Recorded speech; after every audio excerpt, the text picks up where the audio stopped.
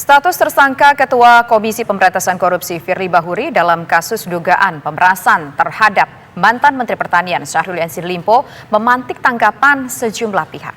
Pakar Hukum Tata Negara Zainal Arifin Muchtar menilai penetapan tersangka Firly otomatis membuat Ketua KPK itu diberhentikan sementara.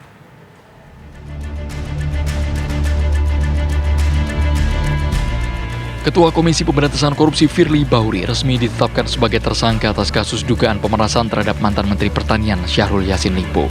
Penetapan tersangka Firly justru memantik tanya karena hingga kini Firly masih menjabat dan tidak ada upaya penahanan. Pakar Hukum Tata Negara Zainal Arifin Muchtar menilai penetapan tersangka Firly otomatis membuat Ketua KPK itu diberhentikan sementara seharusnya. Saya kira kan yang pertama, kalau kita baca Undang-Undang KPK, ada pasal 32 yang menjelaskan ketika komisioner itu menjadi tersangka, maka dia diberhentikan sementara, dan pemberhentian sementara itu diterbitkan oleh Presiden melalui Kepres. Nah, artinya yang dibutuhkan sebenarnya begini, secara langsung seorang Firly Bahuri ketika dia tersangka sebenarnya dia sudah berhenti secara sementara. Yang dimaksud Presiden menerbitkan Kepres itu adalah proses administrasinya atau pengumumannya sebenarnya. Sementara mantan Ketua KPK Abraham Samad menilai dugaan pemerasan yang dilakukan Firly mencoreng lembaga anti rasuah tersebut.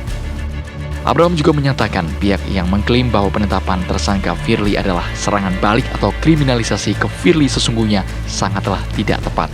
Wah, salah satu kejahatan yang paling berat yang masuk di dalam kategori dana korupsi adalah pemerasan. Oleh karena itu, kejahatan yang dilakukan Firly ini adalah kejahatan yang luar biasa, kejahatan korupsi yang luar biasa.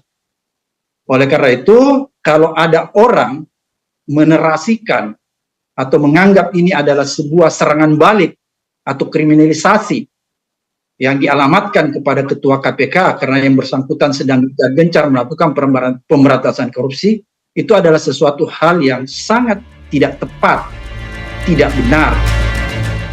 Selain menetapkan Firly sebagai tersangka, polisi juga menyita sejumlah barang bukti, diantaranya dokumen penukaran falas senilai 7,4 miliar rupiah. Tim TV One mengabarkan.